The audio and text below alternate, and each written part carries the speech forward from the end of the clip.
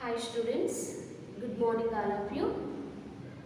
Today we are going to discuss about the topic placenta, types and functions.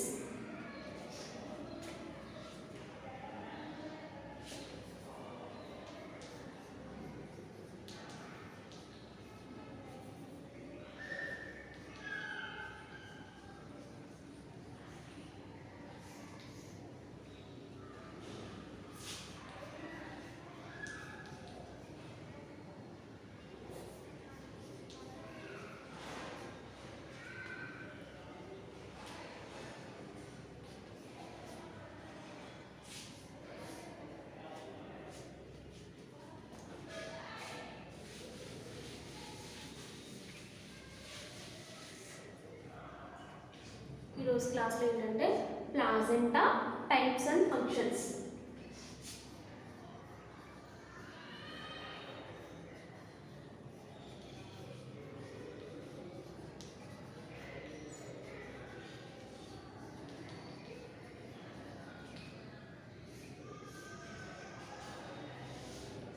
Okay students, అయితే last క్లాస్లో ఫీటాల్ ఎంబ్రియోలో ఉండేటువంటి ఫీటాల్ membranes గురించి discuss చేసుకున్నాము. ఈరోజు క్లాస్లో ఏంటంటే ప్లాజెంటా. సో ఇది చాలా ఇంపార్టెంట్ అయినటువంటి క్వశ్చన్. ఇది డెఫినెట్గా మనకి సెమిస్టర్ ఎగ్జామ్లో వచ్చేటువంటి క్వశ్చన్. సో దీని గురించి ఒకసారి డిస్కస్ చేసుకుందాం. అసలు ప్లాజెంటా అంటే ఏంటి? సో మీరు అబ్జర్వ్ చేసినప్పుడు ఏంటంటే ఇది మదర్కి అదేవిధంగా మదర్ యొక్క ఊమ్లో ఉండేటువంటి ఎంబ్రియో ఏదైతే ఉంటుందో రెండింటికి మధ్య కనెక్షన్ అనేది ఉంటుంది. జరాయువు అంటారు అనమాట. సో ఈ కనెక్షన్ ఏమంటామంటే ప్లాజెంటా అంటాం. ఈ ప్లాజెంటా ద్వారా ఏమవుతుందంటే తల్లి ఏదైతే మదర్ ఏ అనిమల్ అయితే ఉంటుందో దాని దగ్గర నుంచి ఫుడ్ మెటీరియల్ అనేటువంటిది ఎంబ్రియోకి వెళ్ళడం జరుగుతుంది. సో ఈ ప్రాసెస్ ద్వారా ఏంటంటే ఫుడ్ మెటీరియల్ అనేది బేబీకి సప్లై అవుతూ ఉంటుంది, ట్రాన్స్పోర్ట్ అవుతూ ఉంటుంది అనమాట. సో దాన్ని జరాయువు అంటాం, ప్లాజెంటా అంటాం. సో ప్లాజెంటాలో టైప్స్ ఏమి ఉన్నాయి, వాటి యొక్క ఫంక్షన్స్ ఏంటి అన్నది ఈరోజు క్లాస్లో డిస్కస్ చేసుకున్నాం. సో ఆ ముందు ఏంటంటే విలియం హార్వే అనేటువంటి సైంటిస్ట్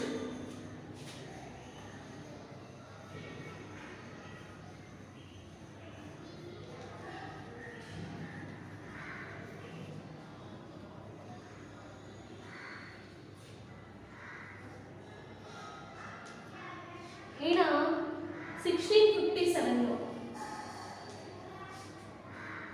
విలియం హార్వే అనేటువంటి సైంటిస్ట్ 1657లో ఈయన ఈ ప్లాజెంటా అనేటువంటిది మాతృ రక్తం నుంచి ఏర్పడింది అని, ప్లాజెంటా అనేటువంటిది ఒక ఆర్గాను, ఇది ప్లాజెంటా అనేటువంటిది ఒక organ elaborated from maternal blood. So mother యొక్క బ్లడ్ నుంచి ప్లాజెంటా ఫామ్ అయిందని ఈ విలియం హార్వే అనేటువంటి సైంటిస్ట్ చెప్పారు. తర్వాత మాథ్యూ అనేటువంటి సైంటిస్ట్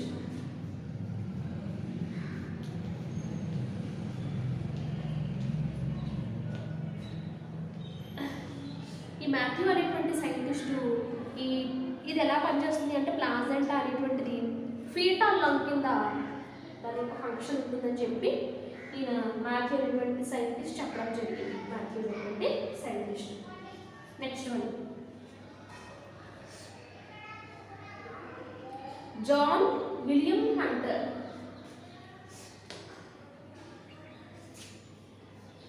జాన్ విలియం హంటర్ ఈయన ఏం చెప్పాడంటే, జాన్ విలియం హంటర్ అనేటువంటి సైంటిస్ట్ ఈయన ఏం చెప్పాడంటే, సో ఇది ఒక అసాధారణమైనటువంటి ఆర్గాను. సో ఇది ఏం చేస్తుందంటే పిండ రక్తం అనేటువంటిది ప్రవహిస్తూ ఉంటుంది, మాతృ రక్తాన్ని ప్రవహిస్తూ ఉంటుందని చెప్పారనమాట. సో నెక్స్ట్ జెన్కిన్సన్ అనేటువంటి సైంటిస్ట్.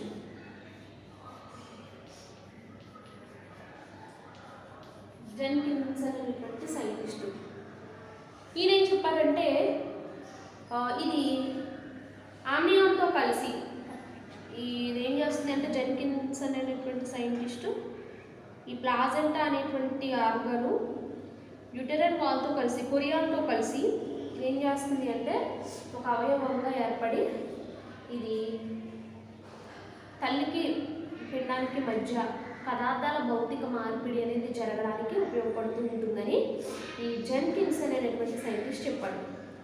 తర్వాత 1937లో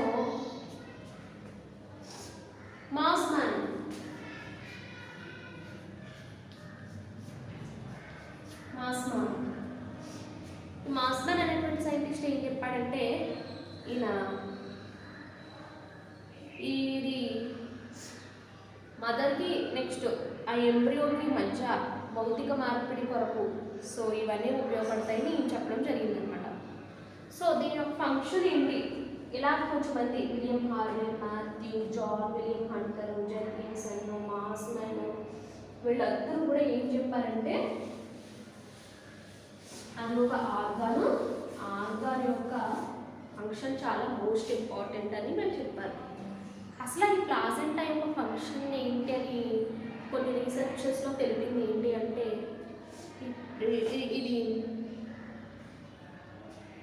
ఈ గర్భాశయ రక్తం నుండి పోషక పదార్థాలు బేబీకి అందించడం జరుగుతుంది, భ్రూణంకి అందించడం జరుగుతుంది అనమాట. భ్రూణానికి అందిస్తుంది అనమాట. అంటే ఏంటి, సో ఇక్కడ మరలా మనకి 2 రకాలుగా ఇది కనిపిస్తుంది అనమాట. సో ఇది ఏంటంటే placenta derived from the uterine wall is called maternal placenta. అంటే ఏంటి, గర్భాశయ కుడ్యం నుంచి ఏర్పడితే కనుక అటువంటి ప్లాజెంటాని ఏమంటామంటే మాతృజరాయువు అంటాం, మెటర్నల్ ప్లాజెంటా. అదేవిధంగా పెండం నుంచి ఏర్పడినటువంటి జరాయు భాగాన్ని a part of the placenta derived from the foetus అంటే పెండం, ఫీటస్ నుంచి ఫామ్ అయితే కనుక దాన్ని ఏమంటామంటే ఫీటల్ ప్లాజెంటా అంటాం. Maternal placenta and foetal placenta.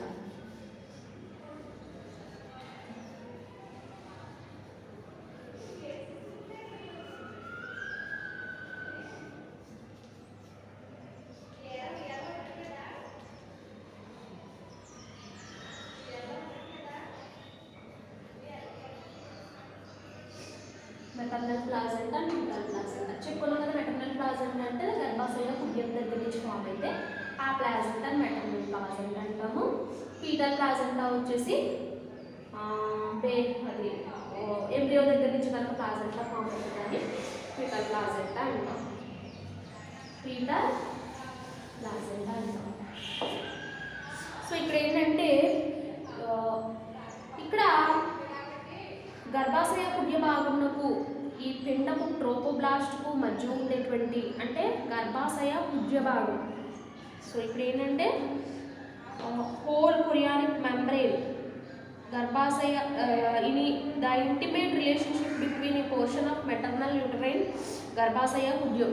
Maternal uterine అంటే గర్భాశయ కుడ్యం, గర్భాశయ కుడ్యంకి ట్రోపోబ్లాస్ట్ ఎంబ్రియో యొక్క ట్రోపోబ్లాస్ట్కి మధ్య ఉండేటువంటి ఈ రిలేషన్ ఏమంటామంటే ప్లాజెంటేషన్ అంటాం. ఏమంటాం,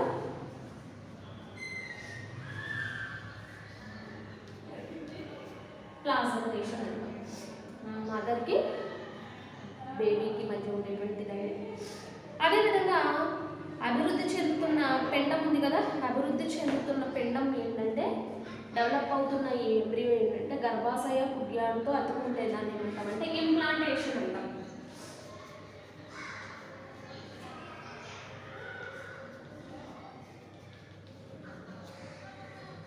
ఇంప్లాంటేషన్ అంటాం. ఇక్కడ ప్లాజెంటేషన్, ఇంప్లాంటేషన్ 2 రకాలు. అయితే ఇక్కడ పెండానికి పోషణ సమృద్ధిగా అవసరం అవుతుందన్నమాట. ఇందులో ఏంటంటే మరలా 3 టైప్స్ ఉన్నాయన్నమాట. ఇందులో మరలా మనకి 3 టైప్స్ ఉన్నాయి. సో అవేంటో చూద్దాం. 3 టైప్స్.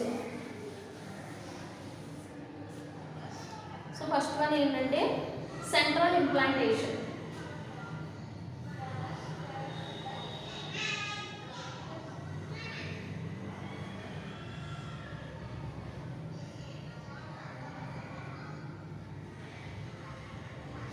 సెంట్రల్ ఇంప్లాంటేషన్ లేదా సూపర్ఫిషియల్ ఇంప్లాంటేషన్ అని అనవచ్చు. లేదా second one concentric implantation.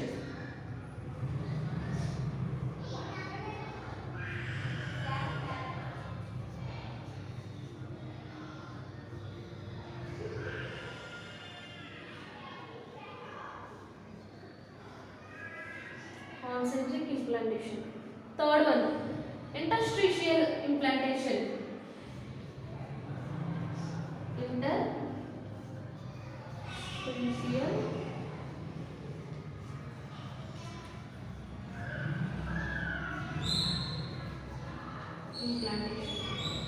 Industrial implantation. So టోటల్గా 3 టైప్స్ ఉన్నాయి. సో తెలుగులో చూసినట్లయితే సెంట్రల్ అనగానే మనకు తెలుసు మధ్యస్థ ఇంప్లాంటేషన్. నెక్స్ట్ కాన్సెంట్రిక్ ఇంప్లాంటేషన్ అంటే ఏకకేంద్ర ఇంప్లాంటేషన్. థర్డ్ వన్ ఏంటంటే ఇంటర్స్టిషియల్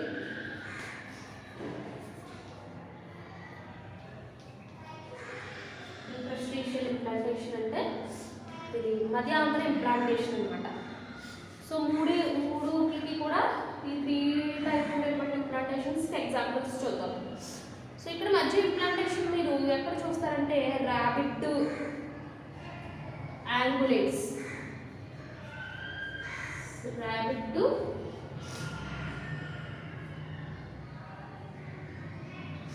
సో ఫస్ట్ ఏంటంటే మీరు ర్యాబిట్ యాంగులేట్స్,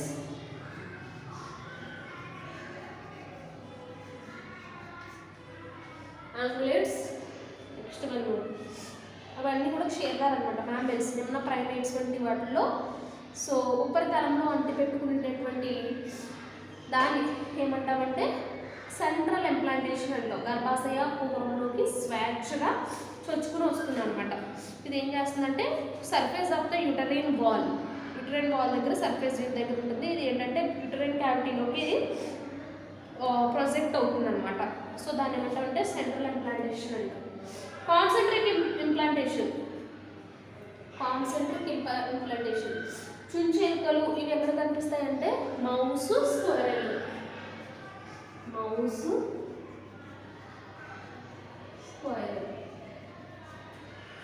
చుంచెలుక ఉడతల్లో మనం ఈ టైప్ ఆఫ్ ఇంప్లాంటేషన్ మనం అబ్జర్వ్ చేయొచ్చు. డయాగ్రామ్స్ కూడా ఇచ్చాడు. సో డయాగ్రామ్ రాసిన తర్వాత ఆ టైప్ చూడొచ్చు. సో ఫస్ట్ ఏంటంటే మౌస్ స్క్వేర్లో కనిపిస్తుంది. సో ఇక్కడ మీరు థర్డ్ వచ్చేసరికి హ్యూమన్స్లోను monkeys, pig, guinea pig, man, ape, guinea pig వీటిలో మనకి థర్డ్ వన్ కనిపిస్తుంది అనమాట. సో సెకండ్ వన్ ఏంటంటే ఫస్ట్ది ఏంటంటే అది surface of the uterine wall దగ్గర యొక్క సర్ఫేస్ పై మనకు కనిపిస్తూ ఉంటుంది అనమాట. అటాచ్ అయి ఉంటుంది అనమాట. ఎంబ్రియో అనేటువంటిది ఎక్కడ అటాచ్ అయి ఉంటుంది? యూటరైన్ వాల్ యొక్క సర్ఫేస్ పై, అంటే పైన ఉపరితలం మాత్రమే ఉంటుంది. గర్భాశయ కుహరంలోకి స్వేచ్ఛగా చొచ్చుకొని వస్తుంది అనమాట. సెకండ్ వచ్చేసి గర్భాశయ కుహరంలో యూటరైన్ వాల్ యొక్క గాడిలో లోపల ఉండేటువంటి గ్రూవ్స్ ఉంటాయి కదా, గ్రూవ్స్లో ఇది క్యావిటీలో ఇది లొకేట్ అయి ఉంటుంది అనమాట. థర్డ్ వచ్చి ఇది గర్భాశయ కణజాలంలోకి అంటే యూటరైన్ టిష్యూస్లోకి ఇది ఏం చేస్తుందంటే కంప్లీట్గా యూటరైన్ టిష్యూస్లోకి ఇదంటే కంప్లీట్గా చొచ్చుకుపోతుంది అనమాట. సో ఎగ్జాంపుల్ అంటే కూడా డయాగ్రామ్స్ అనేది ఇవ్వడం జరిగింది అనమాట.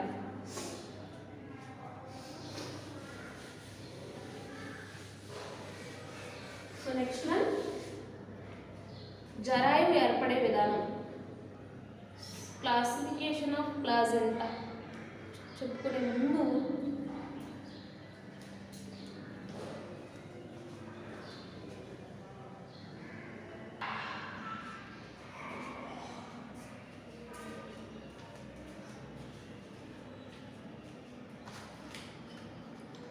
సో నెక్స్ట్ వన్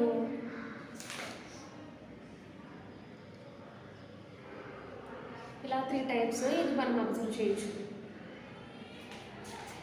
జరాయు ఏర్పడే విధానం చూసినట్లయితే కొన్నిట్లో కుల్బదాలైనటువంటి సరీసృపాలు, పక్షులు, క్షీరదాలు ఈ వాటన్నిటిలో కూడా జరాయు భిన్నంగా ఉంటుందన్నమాట. అంటే ఒక ప్రోటోథీరియా తప్ప మిగతా వాటిలో కూడా ఉంటుంది. పిండం అభివృద్ధి చెందేటప్పుడు ఏంటంటే ట్రోఫోబ్లాస్టిక్ అంకురికలు ఉంటాయి కదా, విల్లైస్ అనమాట. ట్రోఫోబ్లాస్ట్ అంకురికలు ఏమైతే ఉంటాయో అవి పిండ బహిస్త్వచను కలిగి ఉంటాయి. సో ఈ అంకురికలు ఏమవుతాయంటే విల్లైస్ ఏం చేస్తాయంటే అభివృద్ధి చెందడానికి, పరాయి అంకురికలు ఏం చేస్తాయంటే ఎంబ్రియో అనేటువంటిది డెవలప్ అవడానికి యూజ్ అవుతూ ఉంటాయి అనమాట. నెక్స్ట్ వచ్చేసరికి classification of placenta.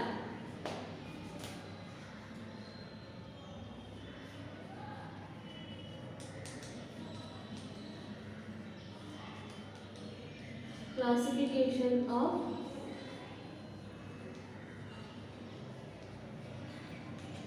Placenta. So మీరు క్లాసిఫికేషన్ చూసినట్లయితే ఇక్కడ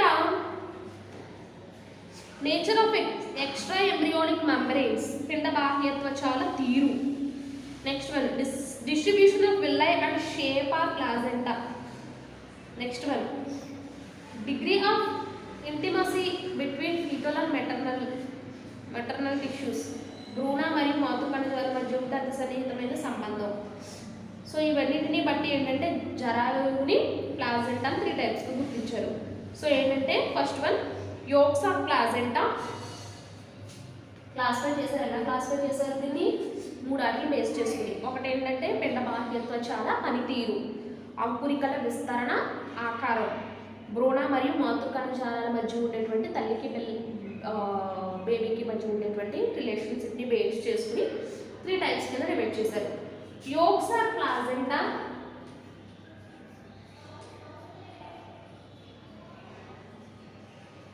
yolks of placenta. Next one allantoic placenta.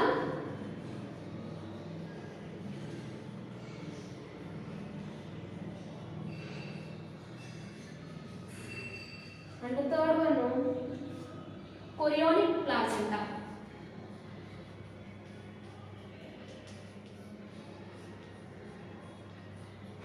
So ఇలా 3 టైప్స్ కింద వీటిని డివైడ్ చేయడం జరిగింది. సో 3 వాటి గురించి ఒకసారి డిస్కస్ చేసుకుందాం, ఎక్స్ప్లెయిన్ చేసుకుందాం. Yolks of placenta, allantoic placenta, chorionic placenta. అంటే దీన్ని సొనసంచి జరాయువు. యోక్స్ ఆఫ్ అంటే సొనసంచి, అలెంటాయిక్ అంటే అలింద, దీని కొరియోనిక్ అంటే పరాయి జరాయువు. సొనసంచి జరాయువు, అలింద జరాయువు, పరాయి జరాయువు. చూద్దాం. సో ఫస్ట్ వన్ ఏంటంటే first the yolks of placenta ఏంటంటే మెటాథీరియా, మార్సుపీలియా, మ్యాక్రోపస్, అపోసమ్. సో ఆ టైప్లో ఏంటంటే ఈ టైప్ ఆఫ్ సొనసంచి మరియు పరాయి వల్ల ఏర్పడుతుంది అనమాట. అంటే యోక్స్ ఆఫ్ వల్ల, నెక్స్ట్ లోపల ఉండేటువంటి కొరియోనిక్ వల్ల ఏర్పడుతుంది. అంటే మనం చికెంబ్రియో గురించి డయాగ్రామ్ వేసుకున్నప్పుడు చెప్పాం. యోక్స్ ఆఫ్, అలెంటాయిస్, నియాన్ అవన్నీ కూడా డయాగ్రామ్లో ఉంటాయన్నమాట. సో ఏర్పడతాయి. ఇవి పిండాన్ని మరియు ఉల్బమ్ను పూర్తిగా చుట్టూ ఉంచుతాయి అనమాట. అలిందం కూడా ఇందులో చిన్నదిగా ఉంటుంది. సో ఇక్కడ ఫింగర్ లైక్లో ఉండేటువంటి వెల్లైస్ అనేటువంటి గర్భాశయ కుడ్యంలోనికి పంపిస్తుంది అనమాట. ఇక్కడ నుంచి పీతక రక్తనాళాలు అనేవి ఏర్పడతాయి. సొనసంచి జరాయువు బాగా అభివృద్ధి చెందకపోవడం వల్ల పిండంలో సరిగా పోషణ అనేది లభించదు సొనసంచి జరాయువు అనేది. సో దీనివల్ల ఏంటంటే పెరుగుదల చాలా తక్కువగా ఉంటుంది. ఇమ్మెచ్యూరిటీ ఉండేటువంటి పిల్లలు అనేవి రావడం జరుగుతుంది అనమాట.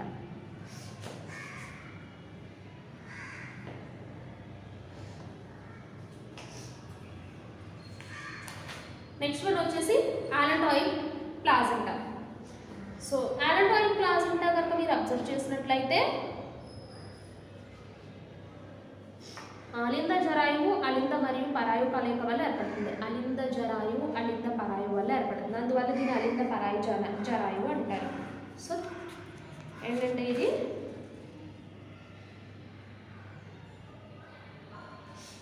అలెంటాయిస్ అండ్ కొరియాన్ రెండు కూడా they together from the chorion.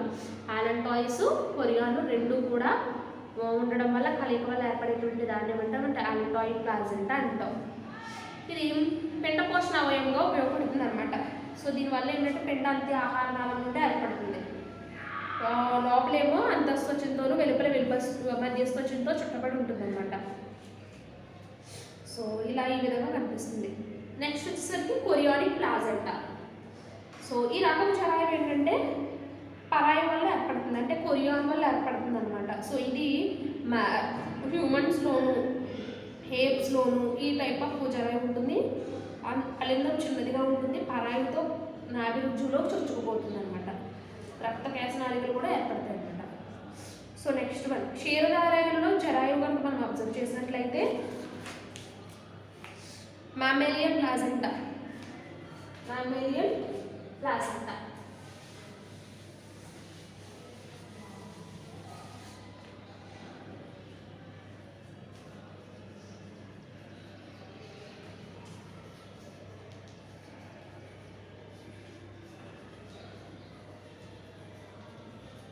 మామ్మేలియన్ placenta. So రెండు రకాలు ఉంటాయి. నాన్ డెసిడ్యుయేట్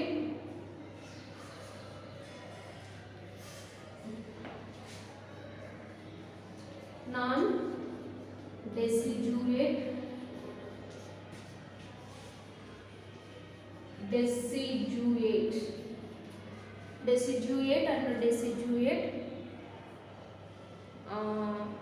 ప్లాజెంటా అనమాట. అపాతుకి జరాయువు, పాతుకి జరాయువు, అపాతుకి జరాయువు, పాతుకి జరాయువు. ఇందులో మళ్ళీ 3 టైప్స్ ఉన్నాయి. ఏంటంటే 1, 2, 3. సో ఏంటంటే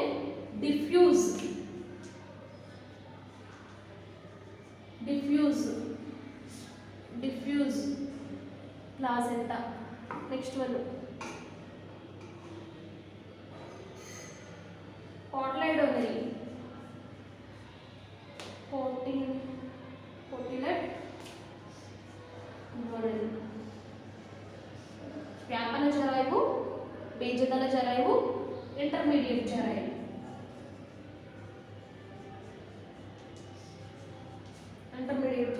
అంతర్జరాయువు. సో ఉంటాయి. డెసిడ్యుయేట్లో మళ్ళా జోనరీ,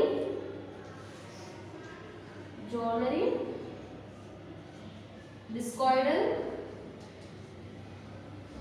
అండ్ థర్డ్ వన్ వచ్చి డిస్కాయిడల్, మెటాడిస్కాయిడల్.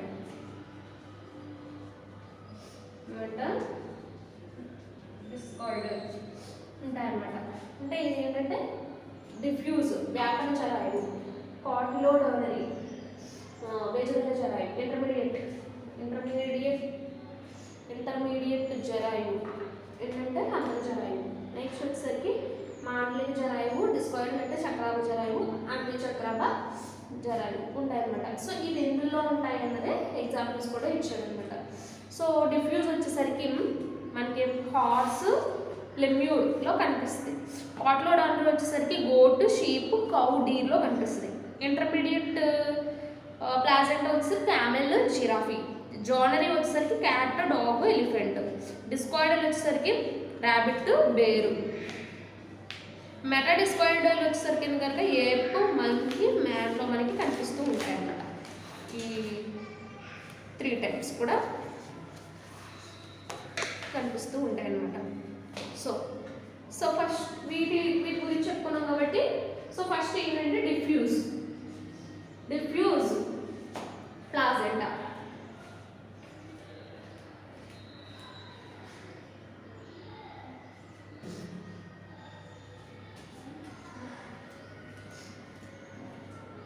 సో ఫస్ట్ వన్ ఏంటంటే డిఫ్యూజ్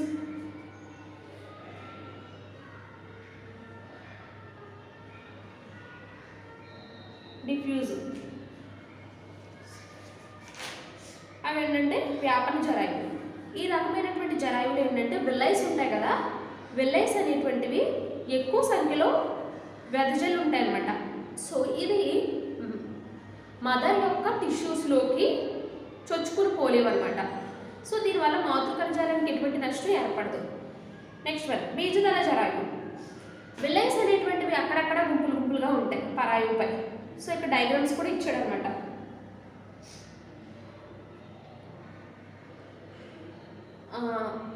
గర్భాశయ కుడ్యంలోకి ఎక్కువగా చొచ్చుకుని పోయి ఉంటాయి అన్నమాట.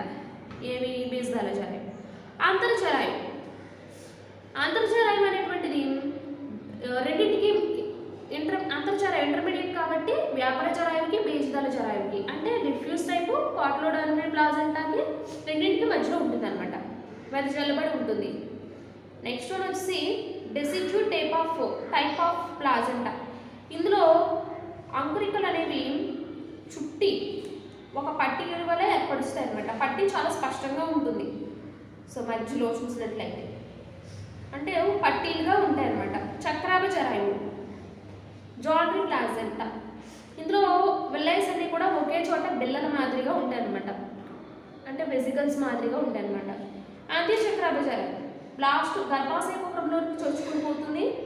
సో చక్రాభం ఏంటంటే జరాయువు, అంత్యచక్రాభ జరాయువు అని కూడా అంటారు అనమాట. సో ఇప్పుడు డయాగ్రామ్స్ కూడా ఇచ్చాడు, మీరు వేయచ్చు. నెక్స్ట్ వన్ అదేవిధంగా కణజాల పరంగా టైప్స్. నెక్స్ట్ కణజాల పరంగా చూసినట్లయితే కొన్ని జరాయువులు ఉంటాయి. అవి ఏంటంటే ఎపిథీలియో కొరియల్, సిండెస్మో కొరియల్, ఎండోథీలియో కొరియల్, హీమో కొరియల్, హీమో ఎండోథీలియో కొరియల్ ఇచ్చారనమాట. సో డయాగ్రామ్స్ కూడా అందులో ఇచ్చారు. నెక్స్ట్ వన్ ఫంక్షన్స్ కనుక చూసినట్లయితే functions of placenta. So placenta అనేటువంటిది సెవరాల్ ఫంక్షన్స్, సమ్ ఇంపార్టెంట్ ఫంక్షన్స్ ఉంటాయన్నమాట. అందులో ఏంటంటే మాతృ రక్త పీడనంను జరాయువు నియంత్రిస్తుంది, బ్లడ్ ప్రెషర్ని ఇది చూస్తుంది, టిష్యూని ప్రొటెక్ట్ చేస్తూ ఉంటుంది ప్లాజెంటా అనేటువంటిది. ప్రోటీన్ చేరే ముందు ప్రోఫోబ్లాస్ట్ వాటిని విచ్ఛిన్నం చేసి జీర్ణం చేస్తుంది. కాలేయం ఏర్పడే వరకు జరాయువు అనేటువంటిది గ్లైకోజన్ను, కొవ్వులను మరియు ఇనుమును నిల్వ చేస్తుంది భ్రూణంలో, పిండంలో. గర్భావధి కాలంలో జరాయువు ప్రేరణ వల్ల బీజకోశాల నుండి హార్మోన్స్ స్రవించి గర్భం నిలకడగా ఉంచుతుంది. హార్మోన్స్ని సెక్రెట్ చేసి గర్భం అనేది ఫిక్సేషన్ అనేది ఉండేటట్టుగా చూస్తుంది. జరాయువు నుంచి లభించే హార్మోన్లు భ్రూణ అభివృద్ధికి సహాయపడతాయి. ఈ ప్లాజెంటా ద్వారా వచ్చేటువంటి హార్మోన్స్ ఏంటంటే ఎంబ్రియో అనేటువంటిది డెవలప్మెంటెడ్ అవ్వడానికి ఉపయోగపడుతూ ఉంటాయి. నెక్స్ట్ జరాయువు నుండి స్రవించే రిలాక్షన్ హార్మోన్ ప్రభావం వల్ల ఈజీ అంటే డెలివరీ అనేటువంటిది అవుతుందన్నమాట. నార్మల్ డెలివరీ అనేటువంటిది అవడానికి ఉపయోగపడుతూ ఉంటుంది. కొన్ని క్షీరదాల్లో జరాయువు నుండి లాక్టోజన్, గొనాడోట్రోఫిన్, ఎస్ట్రాడియల్, ప్రొజెస్టెరాన్ వంటి హార్మోన్స్ కూడా సెక్రెట్ అవుతాయి అన్నమాట. సో నెక్స్ట్ మనం ప్లాజెంటా అండ్ డిసీజెస్ అనమాట. సో ఇక్కడ ఏంటంటే కొన్ని బ్యాక్టీరియల్ వల్ల వచ్చేటువంటి డిసీజెస్ ఉంటాయన్నమాట. తల్లికి పిప్పిలిస్, మసూచి, syphilis, small pox, chicken pox, measles ఈ టైప్ ఆఫ్ అన్నీ కూడా వస్తాయి. అదేవిధంగా ఎరిథ్రోబ్లాస్టోసిస్ ఫెటాలిస్ అంటే RH మైనస్ నెగిటివ్ తల్లికి RH+ పాజిటివ్ మేల్కి క్రాస్ చేసినప్పుడు వచ్చేటువంటి వారు. అంటే నెక్స్ట్ జాండీస్ కూడా వచ్చేటువంటి అవకాశం ఉంటుందన్నమాట. సో ఇది